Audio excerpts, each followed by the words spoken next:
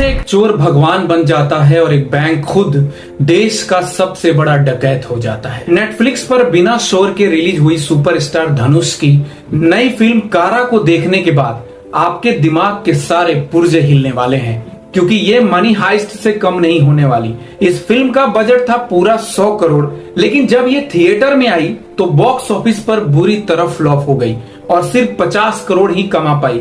लेकिन थिएटर में फ्लॉप होने वाली ये फिल्म इंडिया में नंबर 1 पर क्यों ट्रेंड कर रही है? क्या वाकई ये फिल्म एक कल्ट मास्टरपीस है या सिर्फ ये मनी हाइस्ट की एक सस्ती कॉपी है? रिव्यू शुरू करने से पहले आपसे रिक्वेस्ट है, चैनल को सब्सक्राइब करें, आप लोगों के सोना बाबू का कसम, और वीडियो को अंत तक देखना क्योंकि ये मूवी आपको चौंका देगी। अब बात करते हैं इस फिल्म में ऐसा क्या है जो आपको स्क्रीन से ऐसे चिपकाएगा जैसे फेविकोल। एक गांव है जहां ना सीसीटीवी है ना किसी के पास मोबाइल फोन। इस फिल्म के डायरेक्टर वही हैं जिन्होंने पोर्थोजिल जैसी कल्ट थ्रिलर बनाई थी। इस फिल्म की कहानी की शुरुआत होती है 1991 से, ताकि आज के जमाने की सीसीटीवी, जीपीएस, मोबाइल ट्रैकिंग जैसे लॉजिक का झंझट ही खत्म हो जाए। यहाँ पुलिस और चोर के बीच में जो खेल चलता है प्योर माइंड गेम्स पर टिका है। धनुष का इस फिल्म में वही असुरन वाला अवतार है। शुरुआत के पहले ही सीन से लेकर आखिरी फ्रेम तक यह फिल्म धनुष का वन मैन शो है।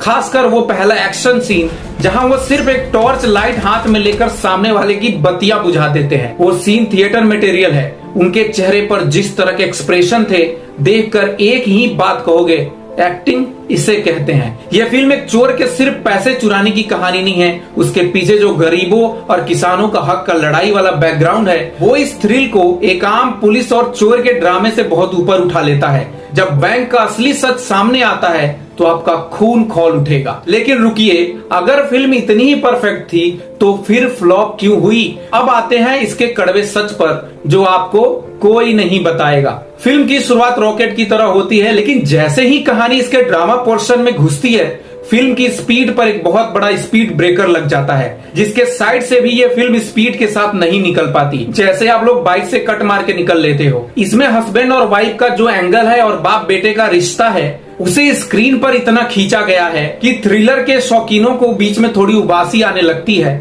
और फिर जब वॉशरूम जाकर मुंह पर पानी मार के आते हो, तब भी फिल्म वहीं पर अटकी होती है जहां पर आप छोड़कर गए होते हो। और इसमें जो चीजें हैं बहुत ज्यादा देखी सुनी सी लगती हैं। और इसमें सबसे बड़ा सरप्राइज आता है इसके क्लाइमेक्स में। सेकेंड हाफ में जो बैंक की लूट दिखाई गई है वो कमाल का है, आपके रोंगटे खड़े कर देगी। लेकिन जब लास्ट में विलन और पुलिस ऑफिसर के साथ फाइनल फेस ऑफ होता है तो केस इतनी आसानी से और इतनी स्मूथली सुलझ जाती है कि आप सोच में पड़ जाओगे, इतना ही था क्या? तो आप लोगों को समझ तो आ ही गया होगा कि ये फिल्म कैसी है और क्या आपको इस वीकेंड अपनी कीमती वक्त इस फिल्म पर देना चाहिए। कारा कोई असुरन या कन्नन लेवल का सिनेमा नहीं है, लेकिन ये एक बेहद सॉलिड और साफ सुथरी टाइम पास फिल्म जरूर है, जिसे आप अपनी पूरी फैमिली के साथ बैठकर एंजॉय कर सकते हैं। बस अपनी उम्मीदों को आसमान पर मत रखना, तब ये फिल्म आपको बिल्कुल निराश नहीं करेगी। और हाँ, एक बोनस टिप, इसके जो हिंदी डब गाने हैं ना, उन्हें सुनते ही म्यूट बटन दबा देना,